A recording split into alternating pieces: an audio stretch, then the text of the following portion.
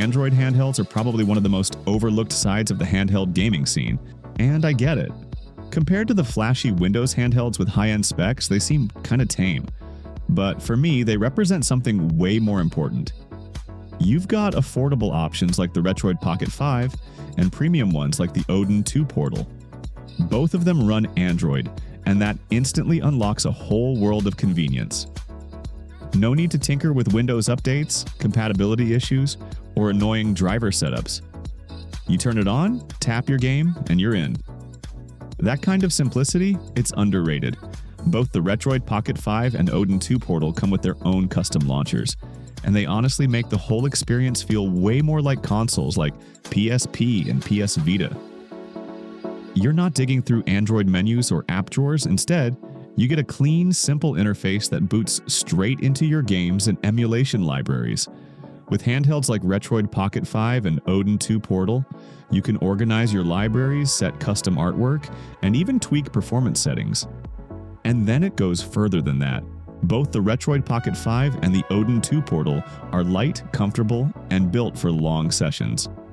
They don't heat up like crazy, they last longer on battery, and you don't have to carry a bag just to bring them around.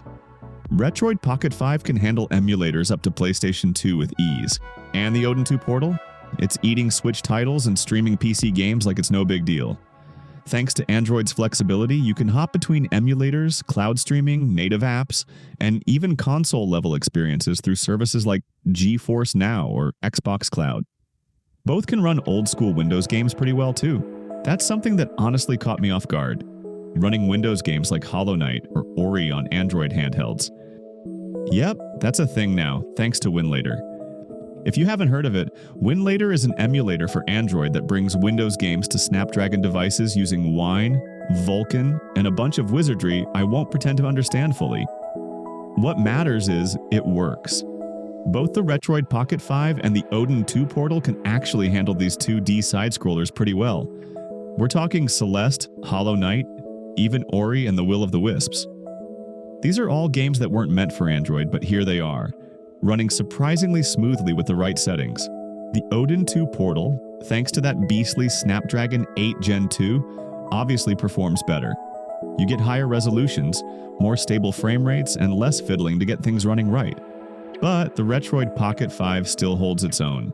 If you tweak the resolution down to 720p or 800 by 600 and drop a few visual effects, it plays just fine, especially with Winlator version 9 and up, where stability has stepped up. Now you might be thinking, why not just slap a controller on your Android phone and call it a day? Well, sure, that works. But here's the thing, most Android phones aren't built with gaming in mind. They don't come with a proper gaming launcher. No emulation setups ready to go. No clean front end to browse your games like a console. Instead, you're stuck jumping between apps, getting hit with notifications, battery-draining background tasks, and all the usual distractions your phone throws at you. Unlike most phones, most of these Android handhelds like Pocket 5 and Odin 2 let you expand storage with a microSD. The community support is wild too. From custom firmware to third-party accessories, there's a whole ecosystem growing around these devices. Rocknix is a custom Linux-based OS that runs straight from an SD card. No risky mods, no wiping your Android system. You just plug in the card and boot into a completely different experience. Faster, cleaner, and built from the ground up for retro gaming.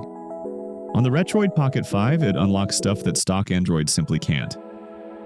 Native Xbox emulation with Vulkan, experimental PS3 games with RPCS3, and native PC ports using Portmaster. Yep, actual Linux ports of games running on your handheld. There's also full retro achievement support in Dolphin Qt, customizable themes, performance tuning, and a way smoother UI. And this whole setup is coming to the Odin 2 Portal too. Not released yet, but early previews show promising results. With the Odin 2's beefy Snapdragon 8 Gen 2 chip, everything Rocknix does on RP5 is expected to run even better here. Higher resolutions, more stable PS3 and Xbox emulation, and maybe even a battery life boost thanks to Linux's lighter system load. Odin 2 Portal especially feels like a glimpse into what a handheld console should be. Premium screen, powerful chipset, insane battery life. It's closer to a console than a phone, and that's the point. It's a dedicated machine just for gaming, nothing else. Pocket 5 gives you a quality AMOLED panel, solid performance, and a comfortable form factor, all for just over $200. The real appeal of Android handhelds is simple: gaming on the go without spending a fortune.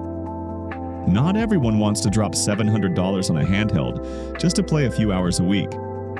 Sometimes you just want to squeeze in a little Pokemon Emerald on the bus, or grind some Persona 3 during your lunch break. Retroid Pocket 5 or Odin 2 don't aim to replace your gaming PC, they fill in the gaps. The quick sessions, the travel days, the chill evenings on the couch, and they do it at a price that won't leave your wallet in tears.